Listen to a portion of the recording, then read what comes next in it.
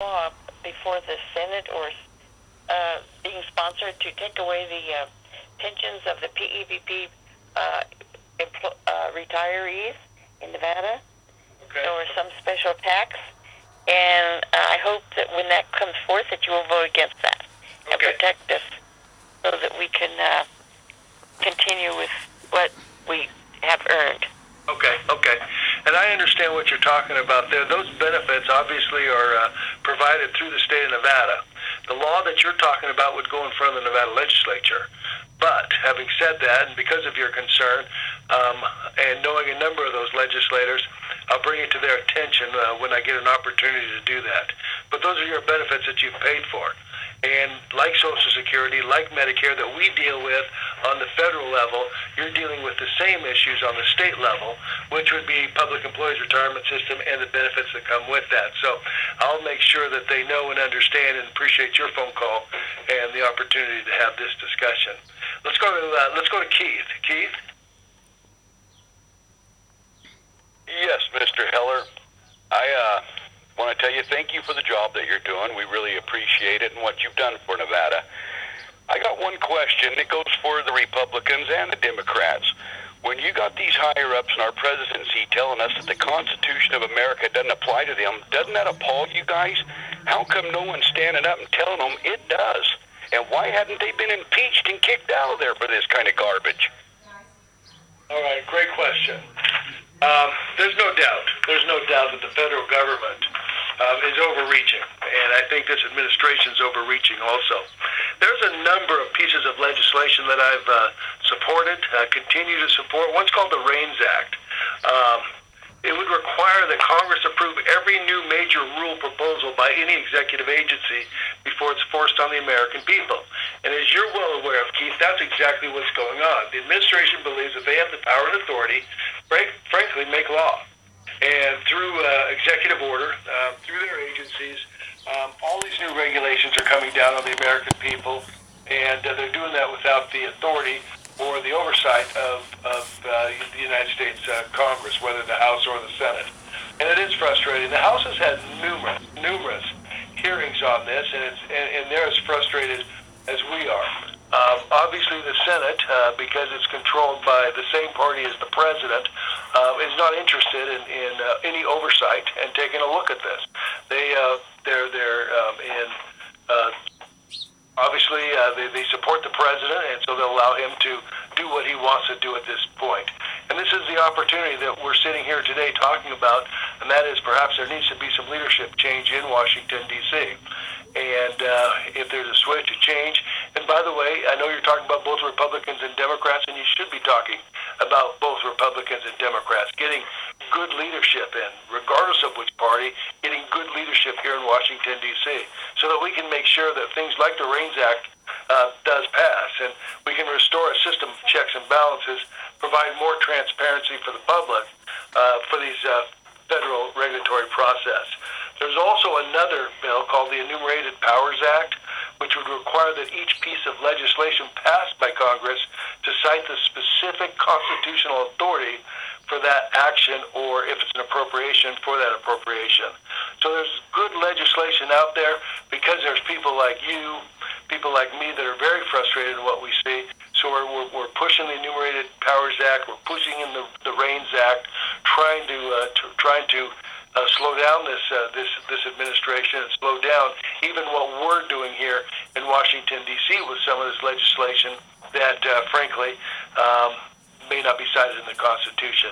I hope that helps. I want you to know that there are people that think the same way you do and really do believe that this government regulates too much, spends too much, and frankly taxes too much. So we can continue to work on that. But Keith, thanks for the call. Let's go to Gary. Gary? Good evening, Senator Heller. Thank you for holding these town hall meetings. Sure. I was listening to a discussion today regarding Cliven Bundy in Bunkerville. It's my understanding that the militia is still there, still has a presence in Bunkerville, and they are in fact stopping people and checking them, which I believe is they have no authority or right to do so. If this situation continues, I believe there's going to be bloodshed and continued turmoil. I heard what is going to happen? Go ahead, Gary. I'm sorry to interrupt. What is going to happen? Do you know? Is there a plan in place to have Mr. Bundy reply according to the rules and regulations, the law that's been set forward regarding grazing cattle and the fees that he must pay or should pay? Okay. Yeah, let me talk about that for just a minute. And thanks again for that question. Regarding the checkpoints, I contacted the governor's office about that. And also there's an assemblyman down in that area, Mesquite, Crescent Hardy. I asked Crescent Hardy if he knew about any blockades that these militia were supposed to have out there. Neither the governor's office nor Crescent Hardy could find or were aware of any blockades. In fact, I think the Las Vegas Review-Journal went out there looking for these blockades, and they didn't exist. So there was a letter written by Congressman Horsford to, I think, the FBI or the Sheriff's Department in Clark County with that complaint, but it's not occurring. So why he would bring that up, I think it's clearly rumors, but being magnified because a U.S. congressman says it's happening, and it simply isn't happening. Having said all that, this whole situation, and I was as concerned as you were, Gary, about the potential for bloodshed down there during the standoff. I think both sides were wrong. I believe that Cliven Bundy needed to pay his fees. I think that this has been going on way too long, but I also believe that the Bureau of Land Management came in way too heavy-handed with police dogs and tasers and scopes, guns, and what they did was just so over the top that it was something that really needs to be watched carefully. What the answer to this at this point, I think, is what you're asking me, and what the resolution is going to be at this point, I don't know. I do know that a number of people have had dialogue. I'm not one of them with Mr. Bundy, Crescent Hardy being one of them, the assemblyman down there trying to solve this problem. But boy, everybody has their heels dug in at this point, and nobody seems to be willing to budge. So again, my biggest fear, and I think yours is also, and that is that somebody's going to get hurt. And we have to make sure that does not happen. That really isn't necessary. But I do think that there has to be some oversight on what BLM did. But at the same time, and I'll have to tell you, I'm appalled at some of the statements, the racist statements that came out of Mr. Bundy. He had a message that he wanted to send. His message is frustration, I think, was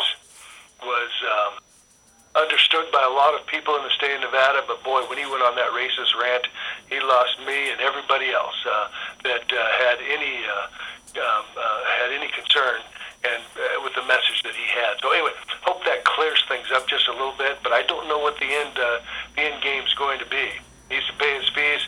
I'm one of those that believes that perhaps he needs to spend a little bit of time in jail for not paying these fees and not following the law.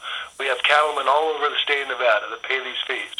And it's not fair that one cattleman can go for an extended period of time not paying his fees while others are trying to cooperate and work well with these federal agencies. So anyway, that's my view of the world.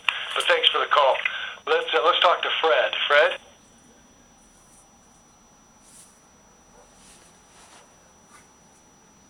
Fred? All right, we might have lost Fred. Let's go to Tom. Tom? Okay, Heller, I have a question. I am a retired veteran from Korea, and I'm on Social Security, and I would like to know how Congress can take money out of the Social Security Fund for political emphasis on other countries and not pay the Social Security tax, period. but they take money out of the Social Security Fund, and they're still doing it, and that includes Harry Reid from Southern Nevada. Okay, Tom. First of all, thank you for your service. My father, who his name was brought up earlier in this discussion, was also a veteran of the Korean War. So thank you for your service and for all the men and women that served our country. You're right. Here's the problem. The Congress, over the years, has used Social Security as a slush fund. And that's a fact. We have used, I say we, I really push back against this every opportunity I get, but Congress in itself has used Social Security as a slush fund. If Congress over the years, and they've been doing this for decades now, Congress has been using these dollars for other government projects. And if they had not done that to this day, Social Security would be well in the black, would be doing quite well. And unfortunately, because of the misuse of that fund, a lot of people have to pay a heavy price. That being said, if you take the deficit from Social Security and Medicare, the unfunded liability portion of it, because Congress uses those funds for something else, it's somewhere in the area of $60 to $70 trillion. So stop and think about that. If we had used the money for its intended purposes and quit using those funds for other government projects, this fund would be flush. But because of what we did, the unfunded liability for both Social Security and Medicare combined is somewhere around $60 to $70 trillion.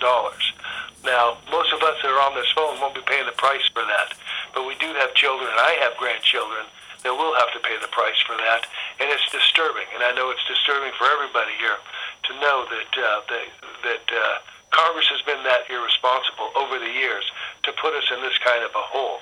We have $17 trillion in debt, and that's just our budget. $17 trillion in our budget. That does not include the unfunded liability that we have both in Social Security and Medicare. So we're hovering somewhere around 85 to $90 trillion in debt.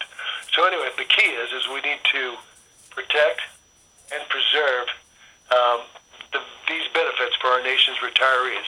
It's your money. You've earned it, and you deserve it. And I'm going to continue to hold fast to that promise when I came over here to the United States Senate to make sure that those funds available to both Social Security and Medicare remain available.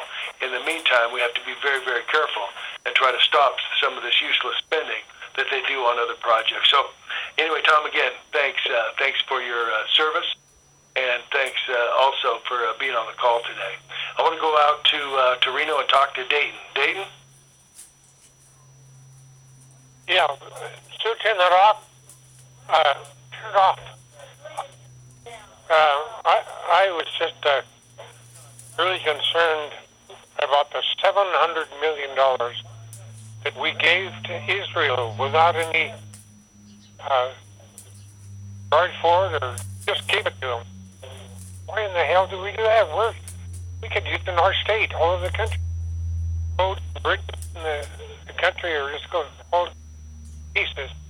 Right. Okay, so you're talking a little bit about foreign aid here. We spend a lot more money than $700 million on foreign aid. It's probably $300 or $400 billion around the world in foreign aid. And yes, we do obviously offer foreign aid to the state of Israel. I'm not high on foreign aid, and if you look at my voting record, for the most part, I'm not supportive of the kind of money that we send out to other countries. I think your point, Dayton, is that we could be doing more at home with it. But I do make the exception, and you and I may disagree on this, but I do make the exception with Israel, because I am pro-Israel, and it's the one democracy in that region, and they're our friends. Now, let's keep in mind, it's not economic aid. We do not give economic aid to Israel. We did at one point. I think it was about $10 billion a year. I think we gave to them in economic aid, and after a while, they asked us to quit sending it to them. And their economic minister said, we need to be able to stand up on our own feet. That money that you're talking about now goes to defense aid. defense aid. 80% of those dollars that we send to Israel in defense aid is actually spent here in the United States. So the weaponry that we send them are all built, creating jobs here in Nevada, or here across the country, and then, of course, shipped over to Israel. But I'm very pro-Israel. I'm supportive of what they stand for in that region, and will continue to support them in the future. It's everywhere else that I take exception to, but I'll tell you, Israel is the one exception where I believe that this country should really stand up for them. They're our friends, and they need our support. So I'll continue to support that. So I hope that helps answer your question, and thanks for participating this evening and being part of this. I want to go back to the poll question. I think we probably have about everybody here on the call that we're going to get, so this will be the last time that I ask. But it has to do with the economy, and it's a question I think that's very current. I want to get your feelings on this. As you know, the president often talks about how well the economy is doing and how well it's improving. And I understand that he has to be the country's cheerleader, and that's not lost on me. But we did learn last month that we have about 20 million Americans that are still unemployed, with real unemployment hovering around 13%. Meanwhile, as most of you know, Nevada's unemployment is one of the highest in the nation, and it's currently at 8.5%, but the real unemployment for the state of Nevada probably is north of 15%. So my poll question today, and you can participate by using your keypad in front of you, is do you feel like the economy is turning around? Do you feel today that the economy is turning around? On your keypad, press 1 for yes, 2 for no, and 3 if you're undecided. Again, do you feel that the economy is turning around? Press 1 for yes,